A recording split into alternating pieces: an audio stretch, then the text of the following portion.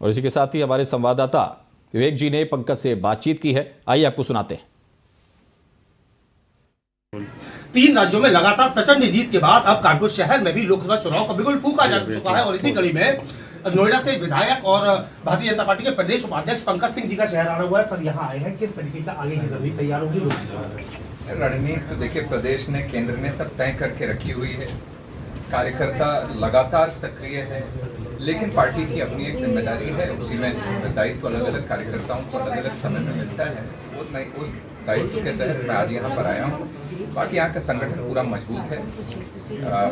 मैं इतना कह सकता हूँ, सब पूरे प्रदेश के दौरा करता हूँ, मैं देखा हूँ भारतीय जनता पार्टी का टारगेट बिल्कुल 80 की 80 सीट है और उसमें हासिल करेंगे 80 सीट। सर, समाजवादी विपक्षी दल एक बार फिर से ईवीएम की बात कर रहे हैं। ईवीएम में उठाने की बात, देखिए ये तो तय है। मैं आपको बता दूं कि 2024 का परिणाम जिस दिन आएगा उस दिन फिर ये ईवीएम की बात करेंगे। ये तो इनका दस्तूर है, जब जब चुनाव हारते हैं तब तक यही बात करेंगे।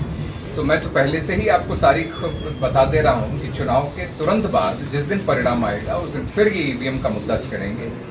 लेकिन इनकी बातों पर कोई भरोसा करने वाला नहीं है। और सच्चाई ये है कि अगर इन्होंने अब तक ईवीएम पर प्रश्न चिन्ह उठाने के बजाय देश की जो व्यवस्था, जिसके कारण आज देश हमारा इतनी मजबूती के साथ आगे बढ़ रहा है, अगर समाजवादी पार्टी और कांग्रेस और ये इनका जो गठबंधन है, ये सब नेताओं ने अगर अपने पार्टी की विचारधारा या अपनी पार्टी के संगठनात्मक विषयों पर चर्चा की होती तो शायद उनकी इतनी दुर्गति आज न होती। राजस्थान में चुनाव जीतते ही सुदेश से किया जाएगा।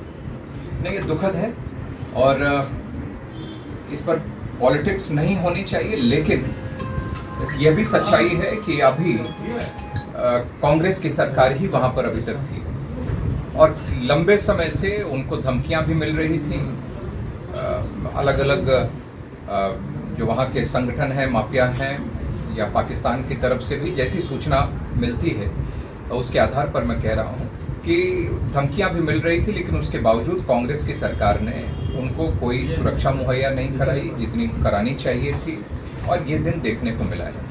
इतना तय है लेकिन कि अब यह वहाँ की सब व्यवस्थाएं बदलेंगी और भारतीय जनता पार्टी की सरकार आने के बाद वहाँ पर अब अपराध और अपराधियों के मंसूबे ध्वस्त होंगे, अपराध समाप्त होगा।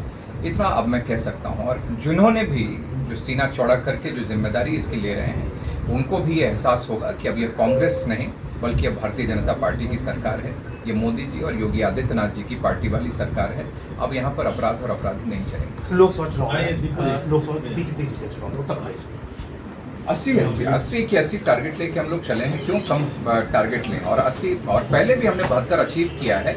आज तो पार्टी मोदी जी के नेतृत्व में 8 साल और काम हम लोगों ने अधिक किया है, तो हम लोग 80 की 80 सीट लेंगे और 100% उसको हासिल करेंगे। तो ये तो पंकज सिंह जिन्होंने साफ तौर पर बताया कि लगातार जिस तरीके से प्रचंड जीत भारतीय जनता पार्टी को मिल रही है, आने वाले लोकसभा चुनाव में उत्तर प्रदेश को 80 की 80 सीटें मिलने जा रही है। जिस तरह से राजस्थान में जो घटनाएं हुई है, जिस सुखदेव सिंह की हत्या हुई है, उसको लेकर दोषियों को पूरी तरह से सजा दी जाएगी और आने वाले लोकसभा चुनाव को लेकर भारतीय जनता पार्टी पूरी तरह तैयार नजर आ रही है। कैमरामैन आदर्श श्रीवास्तव के साथ विवेक दीक्षित।